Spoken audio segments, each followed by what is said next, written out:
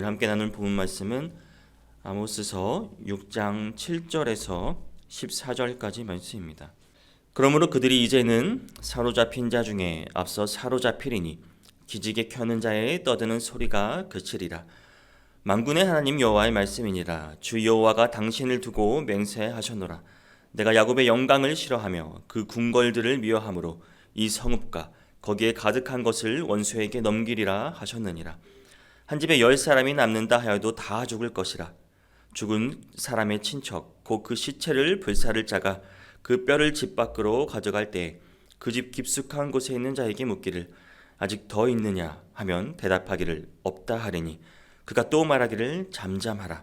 우리가 여호와의 이름을 부르지 못할 것이라 하리라. 보라, 여호와께서 명령하심으로 타격을 받아 큰 집은 갈라지고 작은 집은 터지리라. 말들이 어찌 바위 위에서 달리겠으며 소가 어찌 거기서 박 갈겠느냐.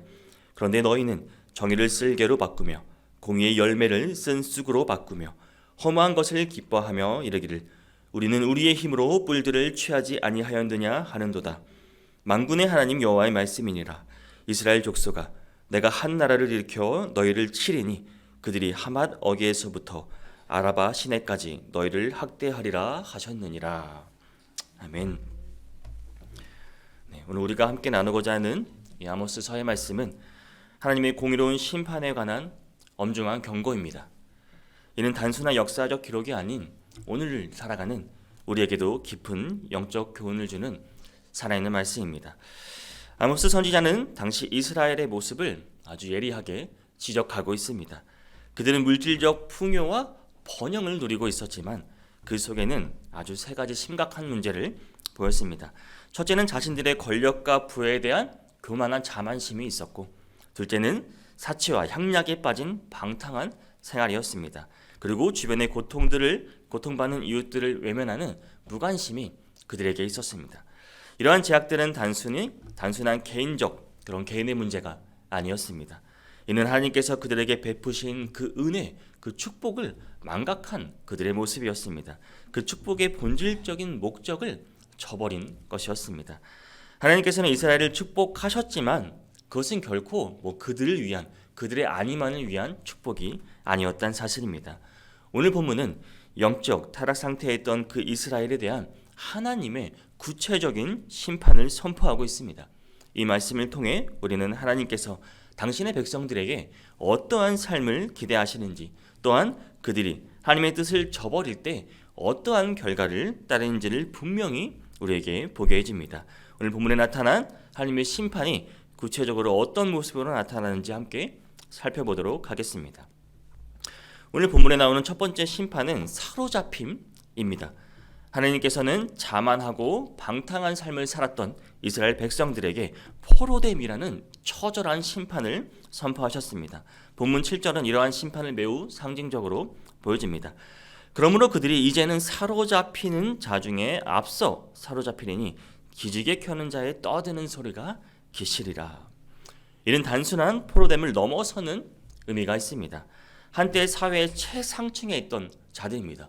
그런데 이들이 포로 행렬의 맨 앞에 서게 된다는 것입니다. 이 얼마나 비참한 모습인지 모릅니다. 그들의 교만했던 삶이 허상이었고 아무것도 아니었음을 적나라하게 보여주는 장면입니다. 더욱 주목할 점은 8절에서 하나님께서 이 선포를 또 직접 맹세하시면서 이 심판을 선포하신다는 것입니다. 주 여호와가 당신을 두고 맹세하셨노라. 이는 하나님의 심판이 얼마나 확고한 것인지를 보여줍니다. 특별히 하나님께서는 야곱의 영광을 싫어하신다고 말씀하십니다. 여기서 야곱의 영광이란 그들이 자랑스럽게 여기던 것들, 그 모든 그들의 부, 권력, 화려한 궁궐 등을 의미하는 것입니다. 그들의 교만을 지적하고 있는 것입니다. 또한 9절과 11절은 이 심판의 철저함을 보여줍니다. 한 집에 10사람이 남는다 하여도 다 죽을 것이라. 그리고 큰 집은 갈라지고 작은 집은 터지리라 라고 말씀하십니다.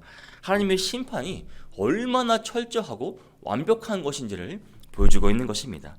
부자든 간에 가난한 자든 권세 있는 자든 권세가 없든 하나님을 저버리고 자신들의 부와 자신들의 권력망을 의지했던 그 모든 이들에게 심판은 피할 수 없는 현실이란 사실입니다. 이 말씀은 여러분 오늘을 사는 우리에게도 중요한 교훈을 줍니다. 하나님께서는 우리가 가진 것들을 자랑거리로 삼고 또 그러한 것들을 의지하며 살아가는 것을 결코 기뻐하지 않으신다는 사실입니다. 우리에게 주신 모든 것들이 여러분 우리가 한 것입니까? 모두 하나님의 은혜임을 여러분 기억하시기를 바랍니다. 그것을 우리를 위해 사용하는 것이 아니라 이웃을 위해 사용하고 이웃을 위해 실천할 수 있는 그러한 삶이 되어야 할 것입니다.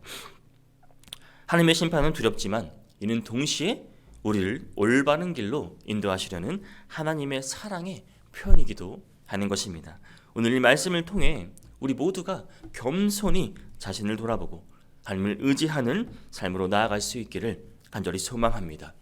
본문에 나타난 두 번째 심판의 모습은 하나님을 두려워하게 되는 처절한 상황을 보여주고 있습니다. 특히 10절은 이스라엘 백성들이 하나님의 심판을 직접적으로 체험하면서 느끼게 되는 두려움을 매우 생생하게 묘사하고 있습니다. 본문 10절입니다. 죽은 사람의 친척 그 시체를 불사를 자가 그 뼈를 집 밖으로 가져갈 때에 그 집 깊숙한 곳에 있는 자에게 묻기를 아직 더 있느냐 하면 대답하기를 없다 하리니 그가 또 말하기를 잠잠하라 우리 여호와 이름을 부르지 못할 것이라 하더라. 이 장면을 자세히 살펴보면 이제 전쟁으로 인해 많은 사람들이 죽은 후에 그런 처참한 아주 참혹한 상황이 펼쳐집니다. 시신을 수습하러 온 그 친척이 집안에 있는 사람들에게 아직 더 있느냐라고 묻는 모습은 얼마나 많은 사람들이 죽었는지를 암시합니다. 더욱 주목할 부분은 그들이 나누는 대화입니다. 잠잠하라 우리가 여호와 이름을 부르지 못할 것이라 라는 말에는 깊은 또 의미가 담겨 있습니다. 이 말은 단순한 그런 두려움의 표현이 아닙니다. 이는 그들이 마침내 하나님의 심판의 실체를 깨달았다는 것을 보여주고 있습니다. 평소에 하나님을 무시하고 자신들의 부와 권력만을 믿고 살았던 그들이 이제야 하나님의 존재를 깨닫고 하나님의 심판의 무서움을 인정하게 된 것입니다. 그러나 너무 늦었습니다. 이들의 깨달음은 너무 늦어버렸습니다. 여러분 깨달음에도 하나님께서 기회가 주시고 기회를 주실 때 우리가 그것을 깨닫고 돌아와야 하는 것입니다. 그들이 번영을 누렸던 그 시절에 이미 하나님께서는 많은 선지자들을 통해서 그들이 하나님의 경고의 귀를 기울였더라면 이런 비극적인 사항은 피할 수 있었을 것입니다. 이것이 바로 우리가 이 말씀을 통해 깊이 묵상해야 할 부분입니다. 여러분 오늘날 우리의 모습은 어떻습니까? 우리도 혹시 하나님이 주신 그 은혜와 축복을 당연하게 여기고 있지는 않습니까? 하나님을 경외하는 마음을 잃어버린 채 살아가고 있지는 않은지 우리 자신을 돌아볼 필요가 있다는 사실입니다. 진정한 하나님을 경외한다는 것은 우리가 재난과 고난 중에서 마지못해 하나님을 경외하는 것이 아니라 일상의 삶 속에서 하나님의 은혜를 기억하며 자발적으로 우러나와야 하는 것입니다. 그것이 하나님을 경외하는 것입니다. 이 말씀은 우리에게 경고이자 동시에 우리에게 아직도 기회를 주시고 아직도 우리를 초대하고 계신다는 사실입니다. 지금이라도 하나님 앞에 겸손히 나아가 하나님을 경외하는 삶으로 돌아설 수 있기를 간절히 바랍니다. 우리 모두가 그 은혜의 기회를 지금 주신 이 은혜의 기회를 놓치지 않을 수 있기를, 또한 아직 우리 주변에 하나님 모르는 사람이 있다면 지금이 기회입니다. 여러분 이 기회를 놓치지 마시고 복음을 전할 수 있는 우리가 될 수 있기를 간절히 소망합니다. 또 오늘 본문에서는 하나님께서 이스라엘을 심판하시는 구체적인 이유 또한 제시하고 있습니다. 12절과 13절의 말씀은 이스라엘의 두 가지 큰 죄악을 드러내고 있습니다. 본문 12절, 13절입니다. 말들이 어찌 바위 위에서 달리겠으며 소가 어찌 거기서 박 갈겠느냐. 그런데 너희는 정의를 쓸개로 바꾸며 공기의 열매를 쓴 쑥으로 바꾸며 허무한 것을 기뻐하며 이르기를 우리는 우리의 힘으로 뿔들을 취하지 아니하였느냐 하는도다. 첫째로 그들은 정의와 공의를 왜곡했습니다. 12절의 표현은 매우 강력합니다. 말들이 어찌 바위 위에서 달리겠으며 소가 어찌 거기서 밭 갈겠느냐. 이는 자연의 이치를 완전히 어긋나는 말입니다. 있을 수도 없고 이렇게 될 수도 있는 일이 아닙니다. 마찬가지로 이 지도자들이 정의를 쓸개로 공의의 열매를 쓴 쑥으로 바꾸는 것은 하나님께서 세우신 그 근본적인 그 질서를 무너뜨리는 행위입니다. 자연의 이치에 맞지 않는 그런 행위였다는 것입니다. 이러한 비유를 통해 선지자는 당시 이스라엘 사회의 부패가 얼마나 비정상적이었는지를 날카롭게 지적하고 있는 것입니다. 지도자들이 공의를 왜곡함으로 전체 사회가 병들어갔습니다. 그 결과 수많은 무고한 백성들이 고통을 겪고 있었습니다. 그리고 13절은 그들의 교만한 자만심을 지적합니다. 여기서 이제 허무한 것 그리고 뿔은 이제 원어적 의미로 노드바르와 가라라임이라는 이런 지명을 나타나는 것입니다. 이것은 허망한 자부심을 풍자하고 있습니다. 이 로드바드 그러니까 허무한 것은 아무것도 없는 곳이라는 지명입니다. 그리고 뿔 이것은 가라라임이란 두 뿔을 상징하는 것인데 이것은 힘을 상징합니다. 그러니까 이들은 실상 아무것도 아닌 것을 성취하고도 마치 자신들이 큰 승리를 거둔 것처럼 그들이 자만에 빠져 있었다는 것을 우리에게 말해주고 있는 것입니다. 이 말씀을 여러분 오늘을 사는 우리에게도 깊은 도전을 주는 것입니다. 우리 사회에서도 여전히 똑같습니다. 아모스가 살던 시대나 우리 사회나 전혀 다른 것이 없습니다. 여전히 정의가 왜곡되고 공의가 무시되는 일들이 일어나고 있지 않습니까? 또한 우리도 종종 하나님께 받은 축복을 나의 능력으로 자신의 능력으로 착각하고 교만에 빠져 살고 있지 않습니까? 그러므로 이 말씀을 통해 우리는 우리에게 또 결단을 해야 하는 것입니다. 하나는 우리 각자의 삶 자리에서 여러분 정의와 공의를 실천하는 것입니다. 예수를 믿는다고 하는 사람들이 그리스도인들이 먼저 이것을 실천하지 않는다면 어찌 사회가 변하겠습니까? 다른 하나는 여러분 모든 것이 다 하나님의 은혜임을 기억하며 겸손한 자세로 나아가야 하는 것입니다. 더불어 여러분 우리 나라를 위해 여러분 정말 기도하셔야 합니다. 우리 나라의 특히 이 지도자들과 이 사회가 하나님의 공의를 따라 바르게 세워지도록 여러분 간절히 기도하시기를 바랍니다. 하나님의 심판이 임하기 전에 우리나라 정말 모든 영혼들이 하나님 앞에 회개하고 돌이킬 수 있는 나라가 될 수 있기를 간절히 소망합니다. 또 오늘 본문 마지막 부분에서는 하나님의 최종적인 심판이 구체적으로 어떻게 실현될 것인지를 보여줍니다. 하나님께서 만군의 하나님 여호와로서 직접 한 나라를 일으켜 이스라엘을 치실 것임을 선포합니다. 본문 14절입니다. 만군의 하나님 여호와의 말씀이니라. 이스라엘 족속아 내가 한 나라를 일으켜 너희를 치리니 그들이 하맛 어게에서부터 아라바 시내까지 너희를 학대하리라 하셨느니라. 이 심판의 범위는 매우 포괄적입니다.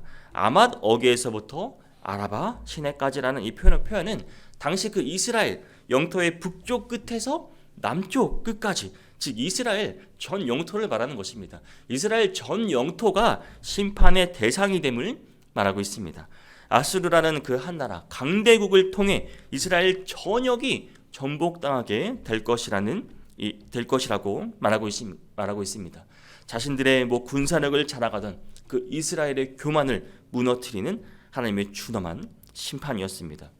오늘날 우리는 어떻습니까? 여러분 현대 사회는 물질적 풍요 그리고 영적으로 심각한 위기를 겪고 있습니다. 아무리 우리가 풍요로운 삶을 누리지만 영적으로는 점점 더 타락한 시대가 되고 있다는 사실입니다. 향락주의, 물질망론주의, 극단적인 개인주의 그리고 사회적 약자에 대한 무관심 등이 여전히 만연해 있다는 사실입니다. 이는 아모스 시대 이스라엘에 보였던 모습과 여러분 크게 다르지 않습니다. 그러므로 우리는 어떻게 살아가야 하는 것입니까? 첫째는 여러분 복음 전파입니다. 여러분 우리 사회의 근본적인 이 변화는 예수 그리스도를 통해서밖에 변할 수 없습니다. 그 복음을 통해서 사람이 새 사람이 되지 않으면 이 사회는 변할 수 없다는 사실입니다. 또한 우리가 이 물질주의 또 개인주의에서 벗어나 하나님의 청지기로서 겸손히 살아가야 하는 것입니다. 우리가 먼저 믿는 자로서 본이 되어야 한다는 사실입니다. 우리가 가지고 있는 물질을 우리를 위해 우리의 자랑을 위해 사용하는 것이 아니라 우리의 이웃을 위해 나누는 삶을 여러분 실천하시기를 바랍니다. 이 시대를 바라보는 여러분 하나님의 마음은 아모스 시대와 다르지 않습니다. 여전히 지금도 우리를 바라보시는 눈은 변하지 않았다는 사실입니다. 하나님께서는 여전히 정의와 공의를 사랑하십니다. 여전히 가난한 자들을 돌보시는 분이십니다. 우리가 이 하나님의 마음을 깊이 이해할 수 있기를 바랍니다. 하나님의 뜻에 합당한 삶을 살아갈 때 이 시대는 진정한 빛과 소금이 될 수 있을 것입니다. 사랑하는 성도 여러분, 오늘 우리는 아모스서의 말씀을 통해 하나님의 준엄한 경고의 말씀을 함께 나누었습니다. 이 말씀은 수천 년 전 이스라엘 백성들에게 주어진 것이지만 오늘날 우리의 모습을 정확히 비추는 거울과도 같습니다. 우리의 모습도 똑같습니다. 우리나라는 지난 수십 년 동안 여러분 놀라운 경제 성장을 이루었습니다. 정말 이제는 세계 속에서 선진국으로 불릴 만한 그런 반열에 올랐습니다. 그러나 이러한 물질적 성공이 우리의 영적인 삶을 위협하고 있지는 않습니까? 마치 이스라엘이 번영 속에서 하나님을 잃어버렸던 것처럼 우리도 점차 하나님을 의지하는 마음에서 멀어지고 있는 것이 아닌지 우리 자신을 돌아볼 필요가 있습니다. 특별히 우리는 이 나라의 발전이 여러분 오직 우리의 노력으로 이루어졌다고 착각해서는 안 된다는 사실입니다. 이 모든 것이 여러분 하나님의 은혜입니다. 하나님의 섭리임을 반드시 기억하시기를 바랍니다. 그런데도 우리 사회는 점점 더 세속화되어 가고 있습니다. 교회의 부흥은 불길조차 점차 약화되고 사라지고 있습니다. 지금이야말로 우리가 여러분 새롭게 각성해야 할 때입니다. 하나님께서 우리를 통해 이 땅에 복음이 전파되기를 원하시는 것입니다. 여러분 우리나라가 엄청 혼란스럽지 않습니까? 우리나라를 다스리고 있는 정치자들, 주자들이 지금 많이 혼란스럽고 정말 하나님이라는 것은 찾아볼 수 없고 그들의 이익만을 위해 자신의 이익만을 위해 서로 지금 싸우고 있습니다. 우리 각자가 여러분 삶의 자리에서 복음의 증인으로 살아가야 하는 것입니다. 그때 이 나라, 우리나라와 민족이 다시 한번 영적으로 새롭게 될 것입니다. 이 시간 우리 모두가 아모스 선지자의 이 경고의 말씀을 마음 깊이 새기를 바랍니다. 우리가 먼저 해 앞에 겸손하게 나아갈 수 있기를 소망합니다.